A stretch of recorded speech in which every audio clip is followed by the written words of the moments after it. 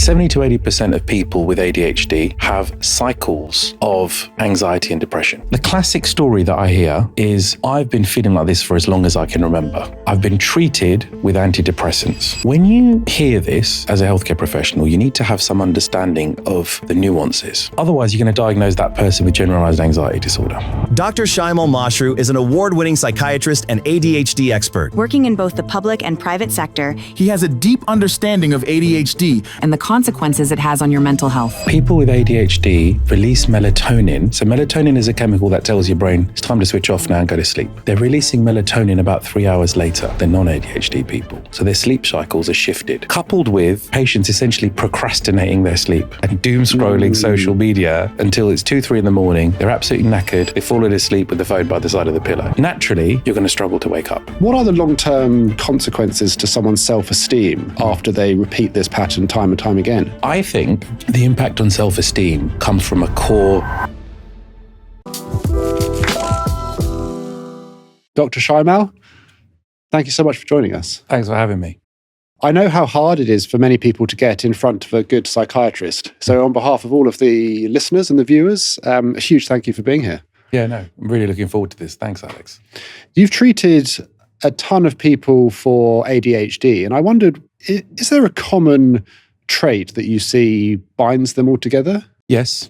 One thing that I hear about from all different spectrums of people with neurodivergence is feeling misunderstood, not quite fitting in their whole lives.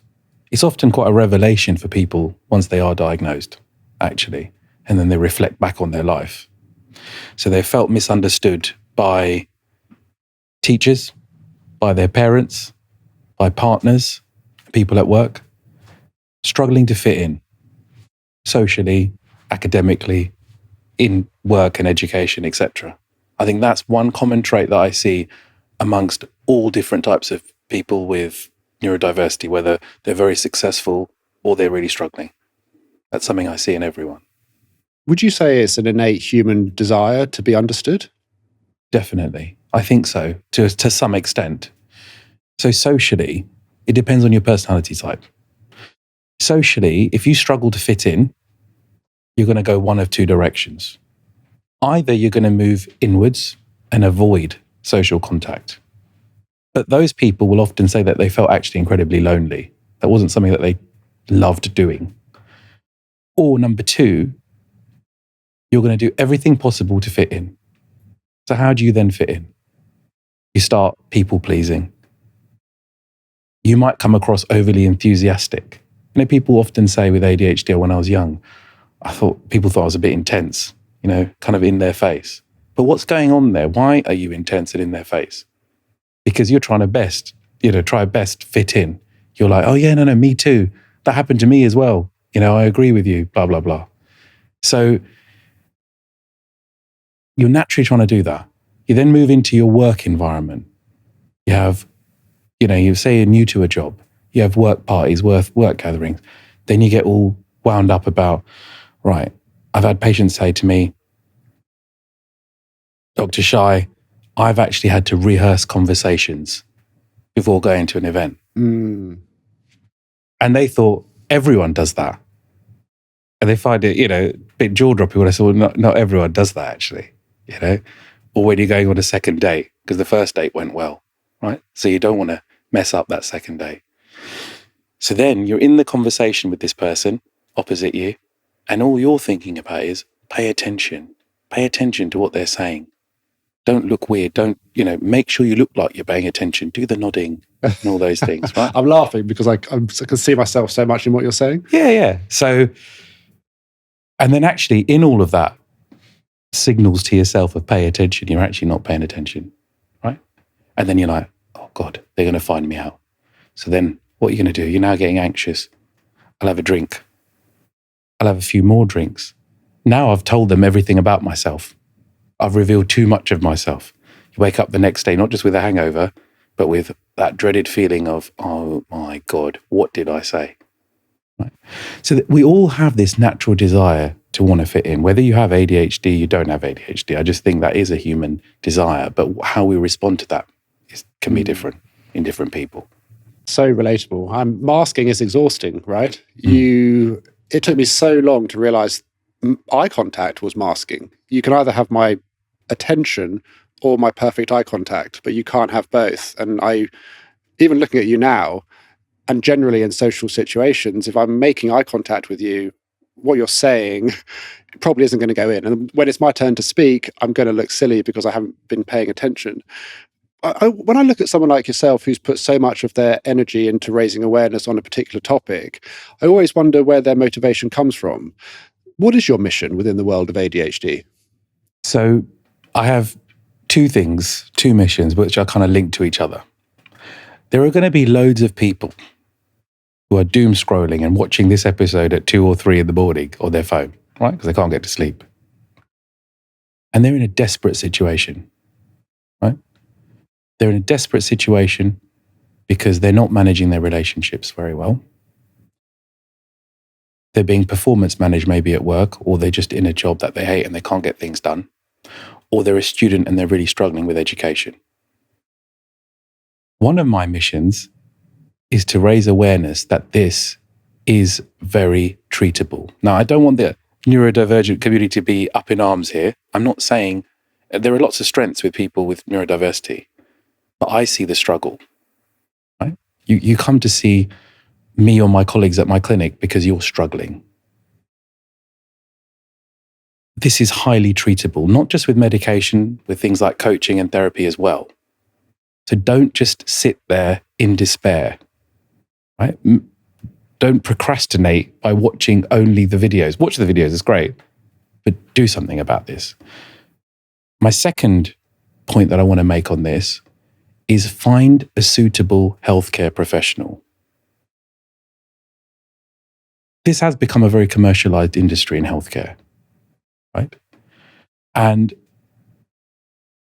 find a suitable healthcare professional, for example, a consultant psychiatrist, doesn't have to be, but someone that doesn't just have knowledge about ADHD or ASD, but other mental health conditions as well.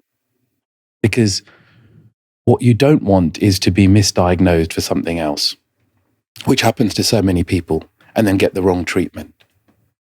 So shift from watching the videos, go and get help, because you can get help, and find the right person to help you. The people that come to you who previously hadn't been lucky enough to find the right person yet, what are some of the biggest struggles they open up to you about? Yeah. So one of the biggest ones is that they were misdiagnosed with other comorbidities, okay, and therefore treated with the wrong thing. The most common being depression and anxiety. If we look at the chemical pathway that's going sort of awry in ADHD, this is the current thinking, this might change in the future, right? Lack of dopamine and lack of noradrenaline, two chemicals in the brain and nervous system. Okay? So ADHD medication typically corrects your dopaminergic and noradrenergic pathways in the brain and nervous system. 70 to 80% of people with untreated ADHD go through their life developing cycles of anxiety and depression, and they get misdiagnosed with things like generalized anxiety disorder or clinical depression. So what do they get given? An antidepressant. Most antidepressants work on a different chemical pathway, serotonin. Those patients will come back essentially saying that they just felt horrible with side effects and they felt emotionally numb. They didn't feel anything at all. And then when they're treated with ADHD meds, because their depression and anxiety was coming from their ADHD, one of the biggest benefits that they find is an improvement in emotional well-being, even more sometimes than attention and concentration. That's almost secondary. That becomes secondary, a benefit to them. Be treated for the right thing. Similarly, I've had the opposite. So someone's gone to see a healthcare professional for an ADHD assessment. They've been diagnosed with ADHD. They've been given stimulant medication. That healthcare professional didn't see that actually this was bipolar disorder. Those mood swings were not coming from ADHD. They were actually different in their nature and quality, which we can talk about. But they were given a stimulant. You give a stimulant to someone who has got undiagnosed and untreated bipolar disorder, you will highly likely make them manic. And I have seen people being admitted to psychiatric hospitals because they develop mania secondary to stimulants. So you need to find a person, and a psychiatrist is a good example, who has experience in other conditions as well as ADHD. I think that's really important. If we just rewind a bit, because firstly, I was misdiagnosed with an anxiety disorder when I was 16. I remember very well being put on antidepressants, and it quietened my mind in a really horrible way. I came off them, and then my mind, which I've always described as having loads of highly caffeinated squirrels up there barreling around, and they've been a great positive to me in some environments. They've turned into creativity and pattern recognition. But in other environments, like a classroom, they've turned into anxiety. Yeah. The patients that come to you, how do they describe ADHD showing up on their day-to-day basis? Okay. So let's take the day of a ADHD patient, right? So number one, sleep cycle irregularities, right? So there is now research that shows that people with ADHD release melatonin. So melatonin is a chemical that tells your brain it's time to switch off now and go to sleep. They're releasing melatonin about 3 hours later than non-ADHD people. So their sleep cycles are shifted. Coupled with patients essentially procrastinating their sleep and doom scrolling social media, it doesn't help, right? And ruminating over that thing you said at that party, right? Yeah. Right. All things like that. But especially social media, I have to say. They're just scrolling on their phones until it's 2, 3 in the morning. They're absolutely knackered. They fall asleep with the phone by the side of the pillow, right? So naturally, you're going to struggle to wake up in the morning. So you've got to wake up for work or take the kids to school, whatever it is. You're going to struggle to wake up. Then you now want to get ready for work. Time blindness can become a problem.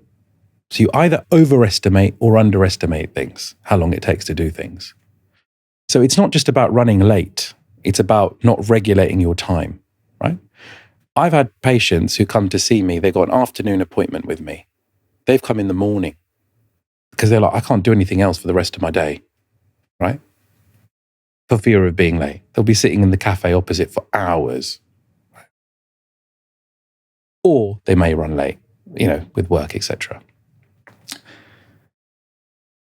The next step is forgetfulness, right? Forgetfulness for your belongings. You go out the house, I forgot my work lanyard or my laptop. Run back in again. Or you're making your cup of tea, you boil the kettle 10 times before you make the actual cup of tea, right? For some people, that forgetfulness extends into even their own personal hygiene. And it's a cross between forgetfulness and procrastination. So they put off brushing their teeth and they've forgotten to brush their teeth.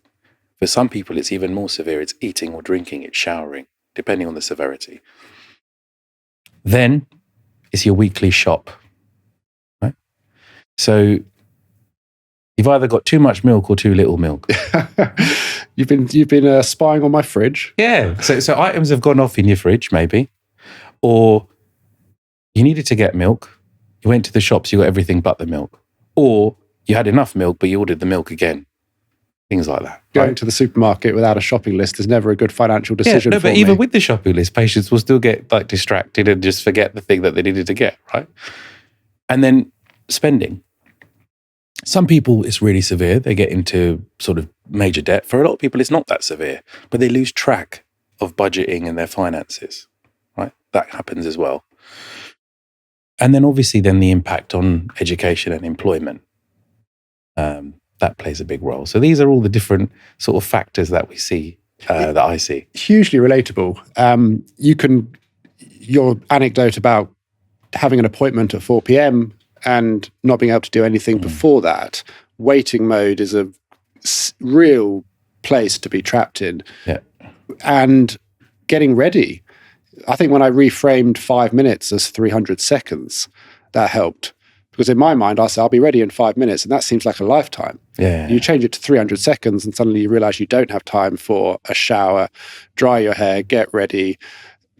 It frames it in a lot more realistic sense. I mean, there is relatability to these points, but if you do these things time and time again, you're late, you miss an appointment, you're stuck in a coffee shop in waiting mode because you're so anxious about the appointment you've got at 4:00. What are the long-term consequences to someone's self-esteem after they repeat this pattern time and time again? I think the impact on self-esteem comes from a core belief about yourself, which develops over time, which is, I am not good enough, or I am not enough, right? I'm not a good enough parent. I'm not a good enough student. I'm not a good enough partner, because my partner is having to do all the household admin and carrying me in this relationship or marriage, for example. I'm not a good enough employee. That's what batters your self-esteem over time, right? If you feel that you're not good enough, you get to a place in society, your worldview of yourself is, well, maybe people are actually just better off without me in its worst form. That's what batters your self-esteem. How severe can that get? Can that lead to depression? Well, more. I see people with suicidal thoughts, right? Really serious suicidal thoughts. Guilt is a big factor. Where you see this happen a lot is in relationships, particularly parents. Actually, more mums, mothers. I see this happen a lot, where they feel guilty that they're not a good enough parent. They themselves might be dealing, you might have an undiagnosed mum who's dealing with an undiagnosed ADHD child, right? So they describe certain things which they get very guilty about. So they get noise sensitivity. So the toddler that's screaming, they just can't bear it. Toddlers are going to scream. So they scream back. That's not containing for the toddler. So what does the toddler do? Starts crying and screaming more.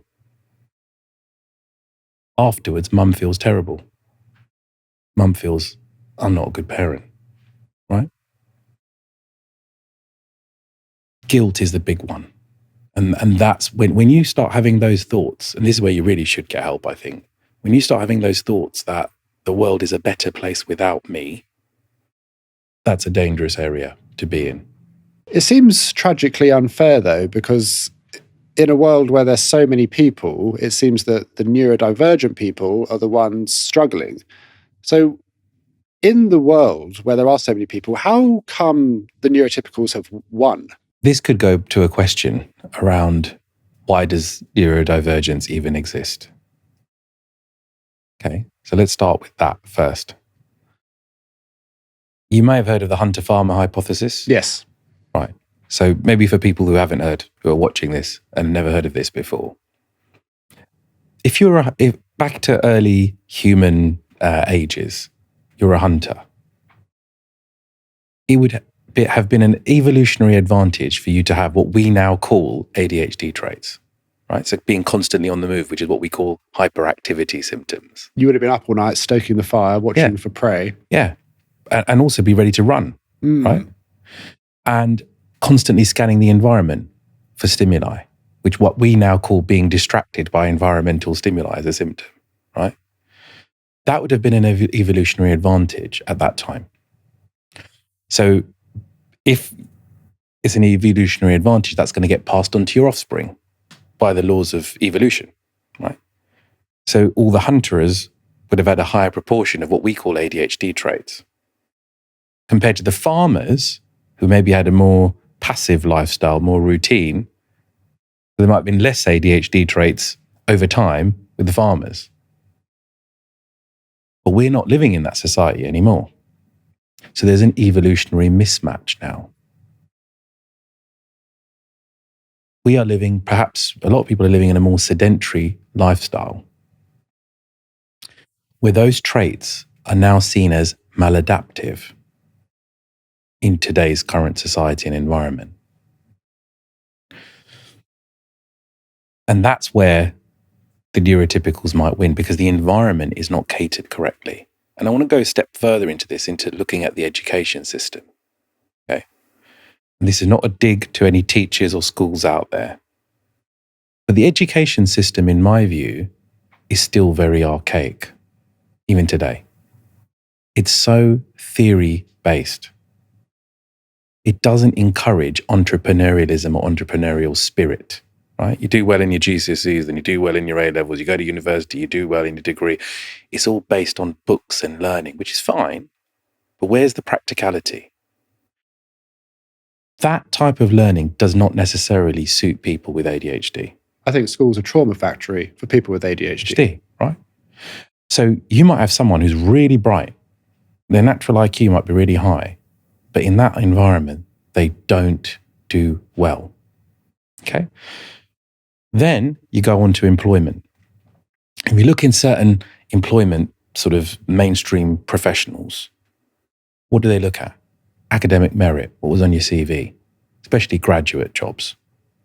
So now you're stuffed. If you didn't do well academically, you're now not going into a job environment that, the highest job environment. So what do you feel about that job as a graduate? You're like, this is rubbish, right? I can't get anywhere.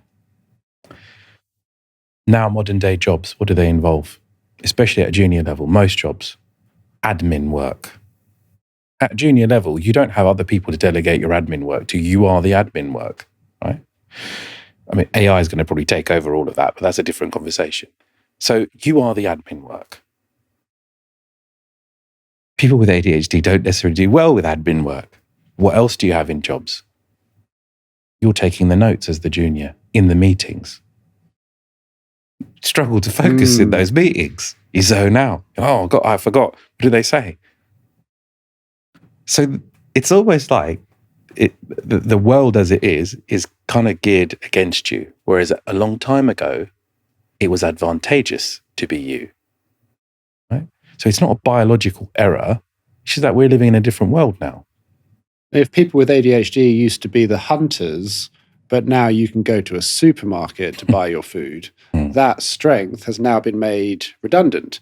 Yeah. And if someone with ADHD had this heightened intuition and sensitivity to danger to keep the camp safe, now you're going to be picking up on people who maybe are criticizing you more than an average person. Yeah. And feels more threatened by a perceived rejection. Yes. So this is where the concept of rejection sensitive dysphoria comes in.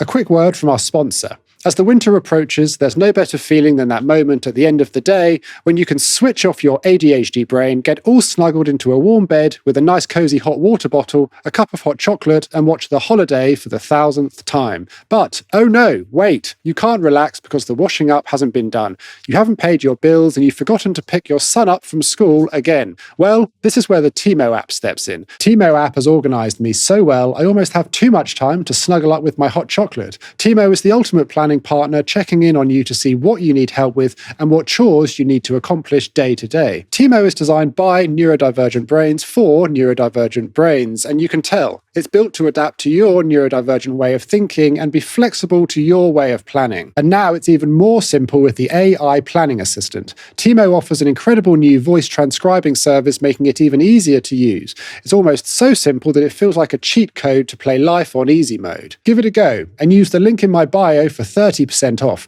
Just a note though, this code is only applicable on the web browser, not on the smartphone. Back to the show. RSD for me, rejection sensitive dysphoria, is the hardest part of the whole ADHD experience. Yeah. And I think that heightened sensitivity now can, if someone replies with a text message with a thumbs up emoji or ends an email with a full stop instead of an exclamation mark. I mean, these things sound totally bizarre to many people, but for someone with ADHD, I think many people do believe this to be true. How would you describe the feeling of RSD, or how have your patients described it to you?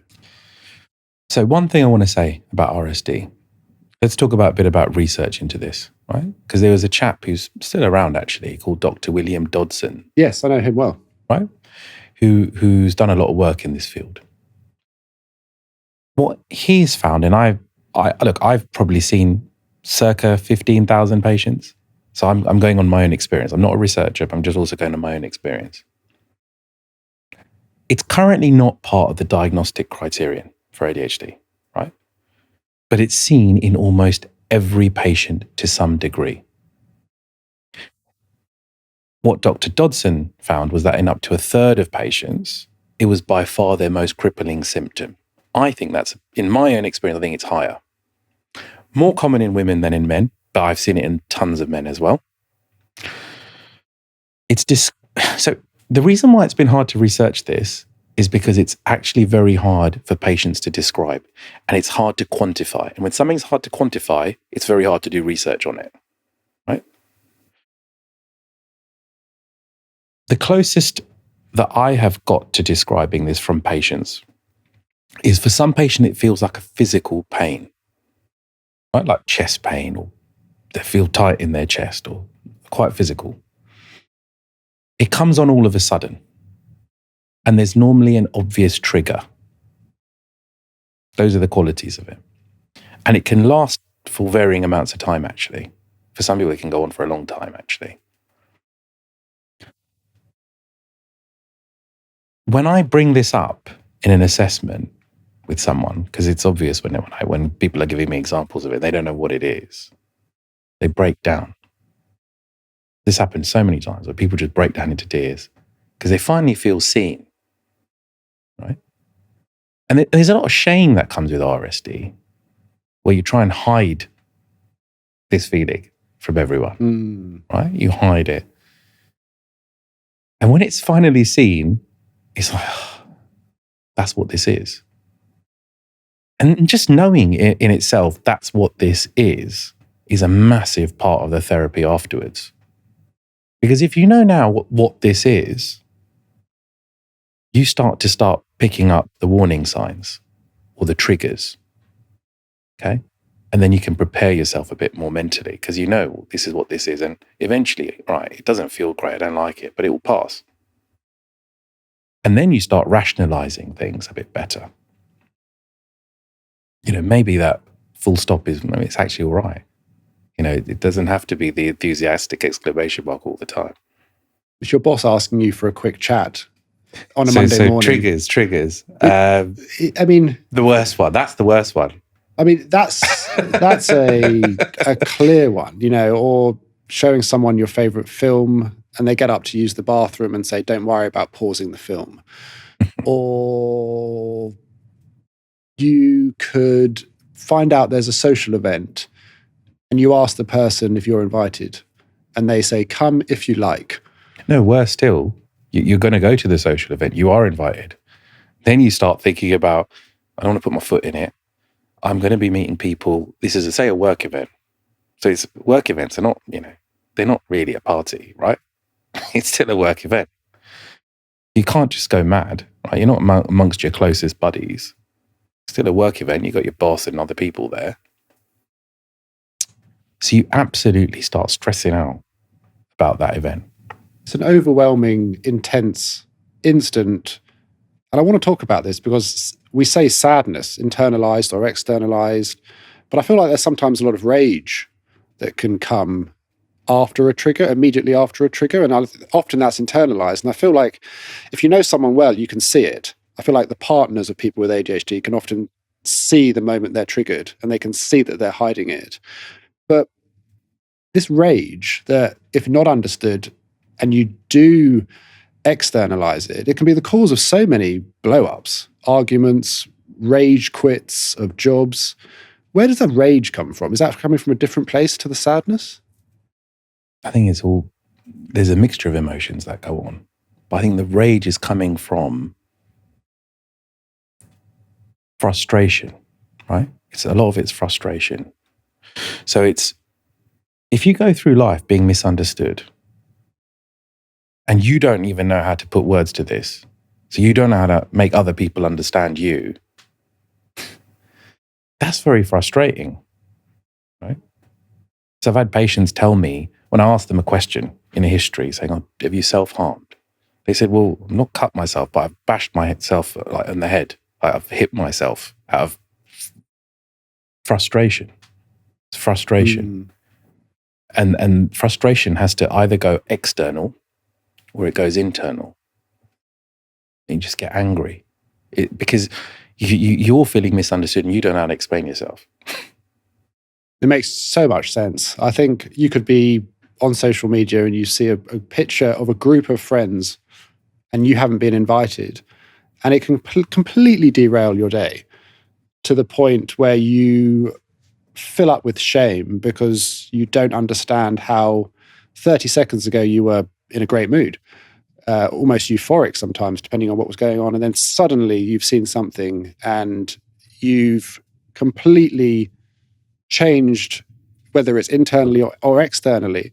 And the optics of that can expose you to comments like, why are you so Dr. Jekyll and Mr. Hyde? It was instant, the change and the shame. Do you think, as a consequence of RSD, people with ADHD are more destined to feel shame? Is it part of our wiring? No, I don't think it's part of your wiring or destiny. I think it's a learned emotional response, right? If you've had experiences throughout your life, so as part of assessment, some people bring their school reports, whoever has them, but some people bring their school reports, right? Especially with kids, when we have kids in the clinic, they've got their school reports. There are certain themes that go through their school reports. One of them is that they're not meeting their potential. It might not be written like that, but that's basically what it means. Parents, I think there's a cultural bias with this as well, but parents sometimes are just looking at the kid as lazy, especially if the sibling is not maybe like that, for example, right? So you go through life basically feeling shame, not good enough, etc. When you feel not good enough, essentially, you feel guilty as well that you're, in other aspects of life, that you're becoming a burden to other people. So you try and hide away your feelings. It's an acquired response according to the responses that were given to you throughout your life. Do you think the journey you just explained, does that show up differently within men to women? I think in women, although I do see this in both, but in women, there's a couple of themes that I hear a lot. Emotional overwhelm and burnout. Okay. So there's a lot of masking that goes on, probably more with women than in men. It does happen in men too, though. Actually, I'm not going to say it's only happening in women. There's a lot of masking that's going on. So there's a lot of compensatory mechanisms. What is masking? Masking is you're not being you. You're not being your true you, right? So from a social perspective, it's actually bloody exhausting if you are that person that's rehearsing their conversation before they go to the date or the work party or whatever it is. That is exhausting, right? That's going to drain your social battery. And then when you're in that social situation, you're worried about not putting your foot in it and paying attention, etc. Then, in terms of masking, at work, I've had loads of patients tell me I'm working after hours at home to get the same things done that my colleagues are not having to do, for sure. I know that they're not doing that. And then where that changes over time in women is the link with the sex hormones. That's a big thing. So where you have hormonal fluctuations, teenage years, perimenopause, menopause. With those hormonal fluctuations, the classic description that I hear sort of female patients say is, look, I was struggling before and managing, but now I'm just not managing. Like, this is now too much for me. And I'm totally overwhelmed and I'm totally burnt out. I'm done. And that is where also rage I've seen happen there. Because they're masking so much at work, they're bottling everything in. Where is it going to come out? Because it has to come out. It's going to come out at home. And I guess so now they've just lost their cool with their partner and their kids, etc. And I guess many people around that particular person who is working through the night, putting in all that extra time to achieve the same, or maybe even more, the optics of that could look like high achieving. They could be getting the good marks, they could be getting the promotion, but I guess it's the extra work that's happening behind the scenes that other people don't see. It's the arguments with the partner, it's the being so burnt out after work that the door closes and they just fall to the floor. And they've got nothing left because they've exerted so much more invisible energy in the workplace. Are there any other areas, do you think, that women ask for help that might be different to men? I think another area, the big one is relationships, right? So yes, relationship with the partner. But the other big one is mums that are parents. And this is where a lot of guilt comes in. The mum, that's the parent, that's struggling to cope with parenthood, right? So, nowadays schools are, you're on these WhatsApp groups. I'm saying this as a parent myself, right? So my wife's on these WhatsApp groups, which are constantly have, well, today's this day and you've got to wear this particular outfit. And then tomorrow is another thing with a different outfit. How embarrassing is it? You got ADHD, you misread that message. Your kid's the only one that's coming in school uniform. Everyone else is dressed as a teddy bear or whatever. Right? That's embarrassing on you. I'm talking about young kids. The young kid just, they might think something's happened, but they don't quite get it. That's really embarrassing to you as the mum, right? Or, you're just struggling to keep up. And then when you feel you're letting people down, that's where I get mums come to me because they're just feeling so bad. They might even tolerate, the partner. Right, fine, we have arguments. But if it's affecting the kids, that's something that they can't tolerate. I want to talk about comorbid conditions that might appear alongside ADHD. But I suppose, firstly, how common is it to have a comorbid condition with ADHD? So it's a very poignant question. So yesterday on my LinkedIn, popped up it must be a very recent article. It popped up yesterday from Attitude magazine, Attitude magazine. And it said up to 80% of people with ADHD have comorbid mental health symptoms. And I would agree with that in my experience as well. So highly comorbid is the answer. And what would be the main ones, the more common ones? Most common ones are what we call mood disorders. So 70 to 80% of people with ADHD have cycles of anxiety and depression. The classic story that I hear is, I've been feeling like this for as long as I can remember. This is how I've always had this experience. I've been treated with antidepressants. They made me feel rubbish. I felt emotionally numb and just had loads of side effects. When you hear this as a healthcare professional, you need to have some understanding of the nuances.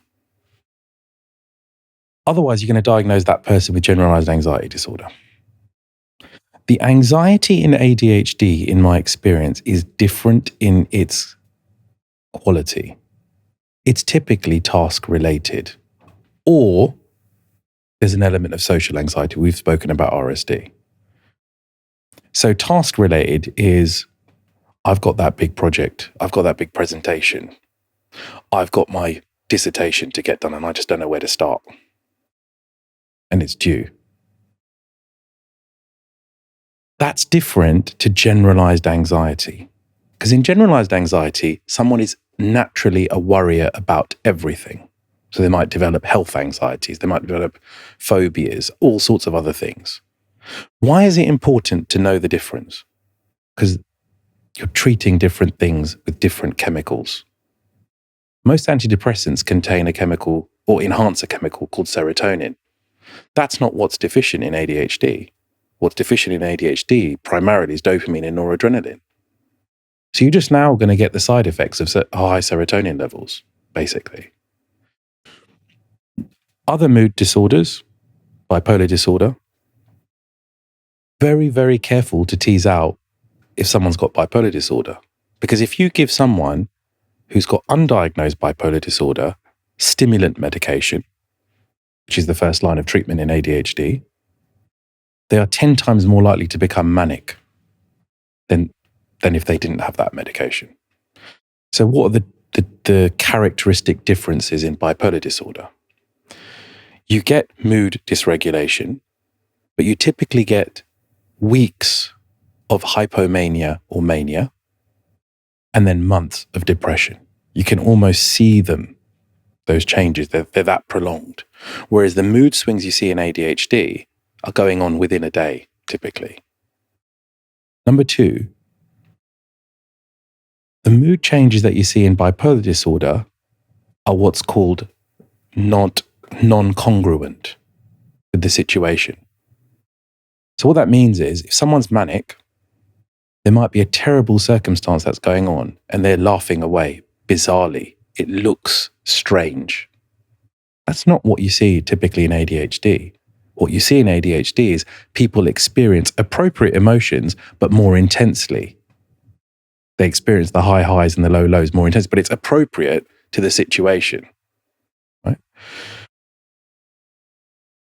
Other conditions, which I know you've discussed in this podcast before, but autism, of course, and I think it's very important, again, to find the right healthcare professional, because if you have autism or autistic traits, you want to see someone that knows about that.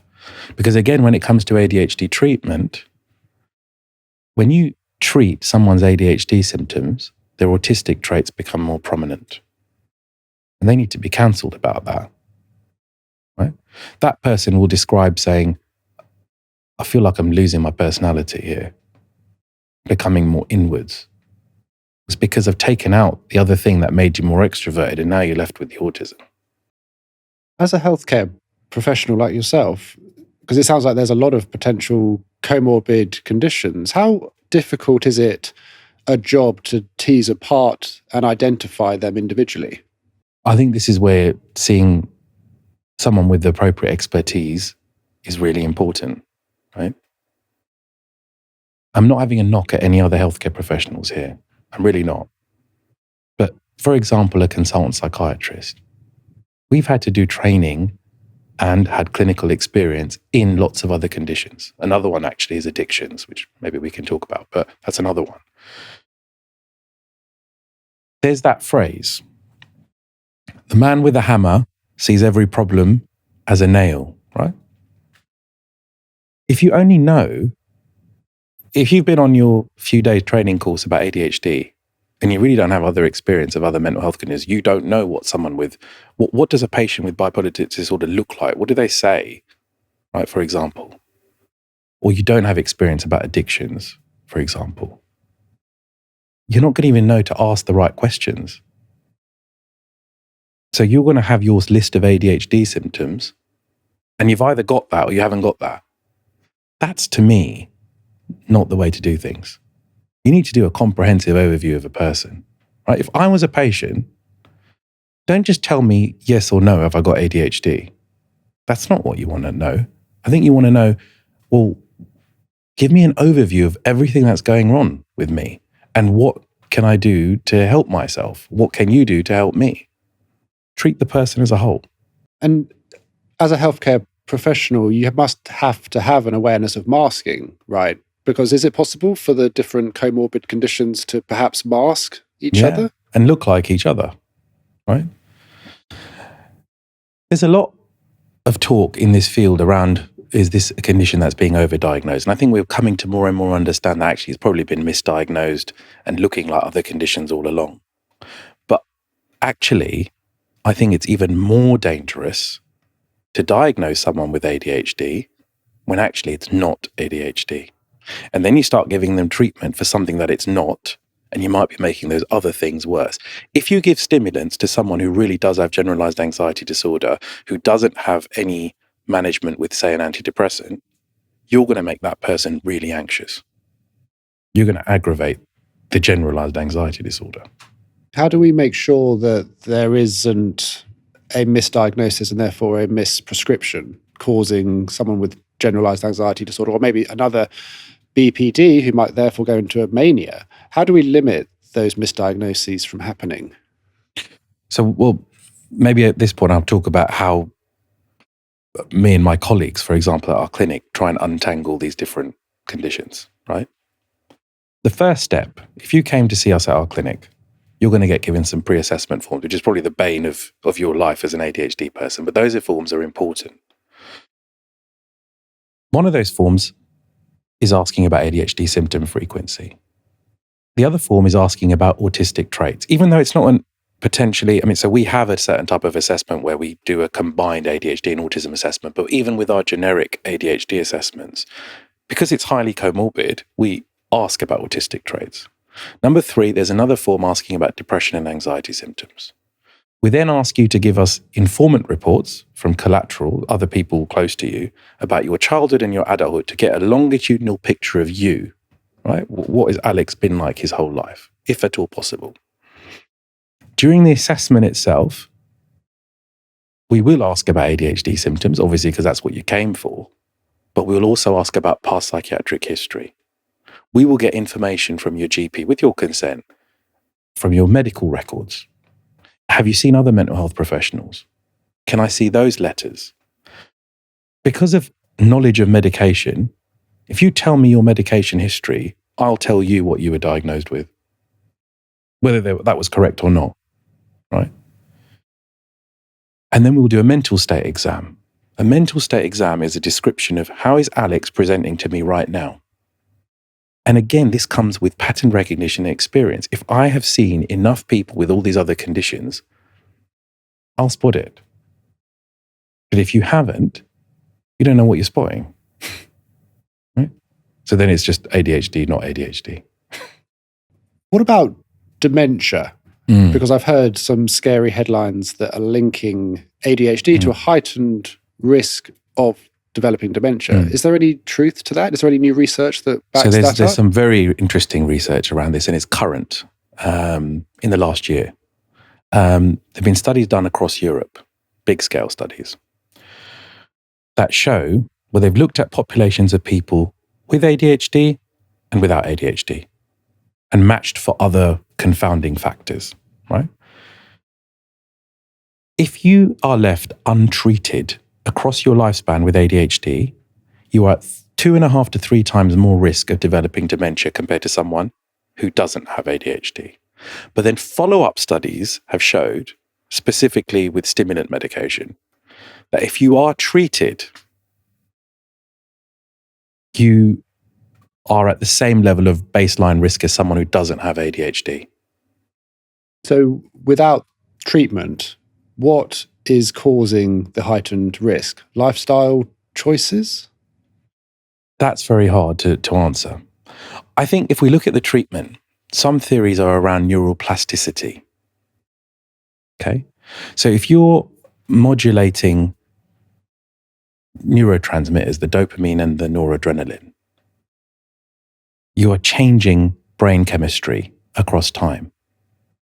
So there's very interesting studies about actually, so in the US, where they quite aggressively medicate even children, right? I think we're a bit more reluctant to do that in the UK. And what they're starting to see, and this is not completely conclusive or proven, by the way, because I know I can imagine you're going to get lots of people in the comments talking about this one, but what they're starting to see is actually if you treat this early, you might actually be able to change brain chemistry to such an extent that the person is no longer presenting with this later on in life, which is actually phenomenal because now you're talking about a cure. We're not there yet. Just want to really highlight this, okay? So, we don't want the BBC to come down on us, but we're not there yet. So I think there's a thing about neural plasticity. You're changing the brain structure a bit at a chemical level, not the whole brain, obviously. How many people did you say you've assessed? About 15,000 at least. And do you see any, because I suppose when someone's in that room with you, right, and they have probably spent years and years feeling misunderstood, not understanding where the shame comes from, being called lazy and not understanding why. When you say ADHD, when you first say that there's a reason, do you see a change in the person when you say that to them? Yeah. It's a bit like the bereavement process. Okay, so there's 4 stages in the bereavement process. Number 1 is shock and disbelief. So what, Dr. Mashru, do I have ADHD then? They'll say this 2 or 3 times at the end of the assessment after I've told them that they've got it. And I've explained through the diagnostic criteria why I think they've got it. So there's that element of imposter syndrome, and that's there because their whole lives, they've been told something different about themselves as to why they are the way they are. And it's not ADHD, right? So that's stage 1. Stage 2 is anger. They are angry at parents, teachers, partners. They've been wronged and misunderstood, and they're angry about it. Naturally so. Angry at themselves, actually, as well, for not picking up on it sooner. Stage 3, sadness. They grieve the life that could have been had they been treated earlier, right? And really met their potential, especially people who are diagnosed much later in life now, yeah? Stage 4 is acceptance. Because only if you then accept, right, this has happened, can you then start accepting treatment and moving on. So 4 stages is what I generally see post-diagnosis. And it's like the bereavement process. And who do you think the diagnosis helps the most? Do you think it helps the person who's been diagnosed, or do you think it helps the people around them? If done correctly, it can help everyone. And I say that if done correctly, right? Naturally, it can help the person if you give them the right tools. Whether that's medication, talking therapy, both, whatever it is. But I think the next step is the really important one. So, for example, in our service, we have coaches who will actually have sessions with family members just to explain to them what's going on for their child or for their partner. We even offer sessions to employers if the employer is willing to listen, right? Or if the person wants us to talk to their employer about reasonable adjustments, or sessions with the university to explain what kind of reasonable adjustments can be put in place to help that person. So if it's done properly, comprehensively, then yes, I think it could help everyone. When I got my diagnosis, I started speaking to as many people as I could in the community. And one of the main words that got repeated time and time again was broken. People felt broken. And it kind of became the slogan of this podcast, really, not broken, just different. Because of that motivation to try and change the narrative, is a feeling of being broken a word that gets brought up by the people that come to see your clinic? And why do you think that is?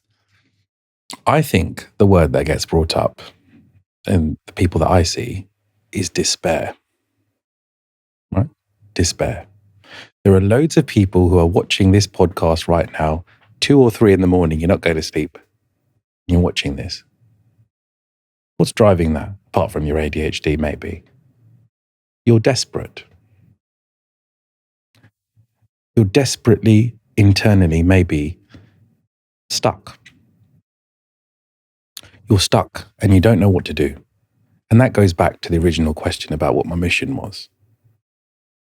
Don't remain in that desperate, stuck stage, people. Go and seek the appropriate expert help. Because there are things out there to help you, right? Neurodivergence has got its strengths, right? People can be really creative. When they find their passion, they do extremely well. Look at yourself as an example, right? But it also causes a lot of difficulties. Don't remain stuck in a difficult place. Go and get help and get the right help. Really profound and amazing advice to finish on. So, Shai, thank you so much. Thank you. I want to move on to my favorite part of the show, which is the ADHD item section. Yeah. Your item has been patiently waiting underneath that cloth, and I'm going to reveal it now. Okay. Right. I'll say what that is first. That is a remote control and a tie. And I think we're going to cut. Okay, and through the magic of editing, I've now put on your instruction your tie as a blindfold, and I've got the TV remote in my hand, and I'm pointing it at an imaginary TV. Yes. So, Alex, press number 1 for me. I'm scared. Yeah, okay. Number 1. So what you're actually pressing, I think, is the volume button there. I can't. That was a guess. That was a guess. Right, press number 3. I don't even know if the remote's facing the right way. It's facing the right way, Is it? Okay. which is quite incredible. 3. So that's... Are the numbers up here? So you've now turned the TV off there. Oh, no, okay. So I'll press it on again, I think. Yeah, well done. I'm going to guess 3's around there somewhere. I don't know. So now you've pressed number 9, but you've stumbled across number 9, and there's a really interesting channel on there. A lot of noise in the background. Let's turn the volume up. Okay, so you turn the volume down. All right. So now you can take off your blindfold, Alex. Okay, I think I know where you're going with this now. That remote is a reminder to everyone. That's the ADHD brain. And I want to quickly touch on this, actually, because to me, ADHD, what it stands for, attention deficit hyperactivity disorder. This is not a deficit condition. It's a dysregulation condition. It should actually say attention dysregulation. People can't regulate their attention. They're hopping around in their brain from channel 1 to channel 3 to channel 5. Channel 5 is really interesting. Let's put all the volume up. Then the TV turns off. Attention is not being appropriately regulated. People ask me, what does treatment do for you? I'm talking about medication, for example. Doesn't have to just be meds. Gives you that remote control. So that you can appropriately regulate attention. But it's not just attention. It's your emotions. Emotional dysregulation helps you to regulate your emotional responses to a situation, rationalize things better. Hyperactive symptoms, impulsivity, not regulating your physical movements. But in ADHD, even more, that physical energy moves inward. So it's mental restlessness, right? I'll ask patients, show me their web browser. How many tabs have you got open? That's a visual representation of what your brain pattern, your thinking patterns are doing.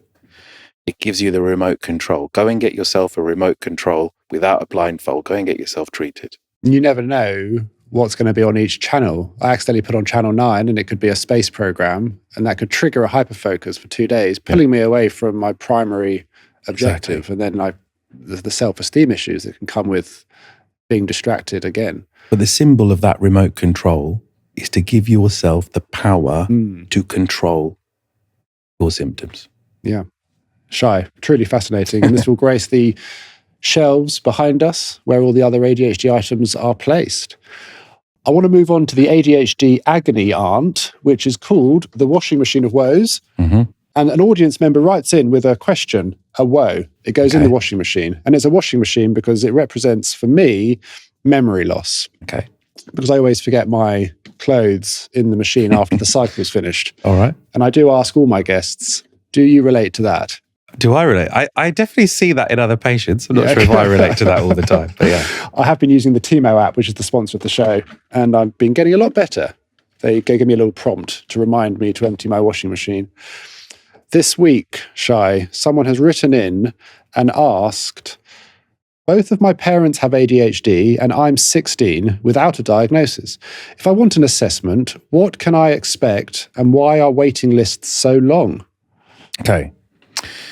So I think we can go through this actually. So I'll tell you what we do in our service for children. The first step is there are some forms which you're probably going to hate, especially as a 16-year-old potentially with ADHD.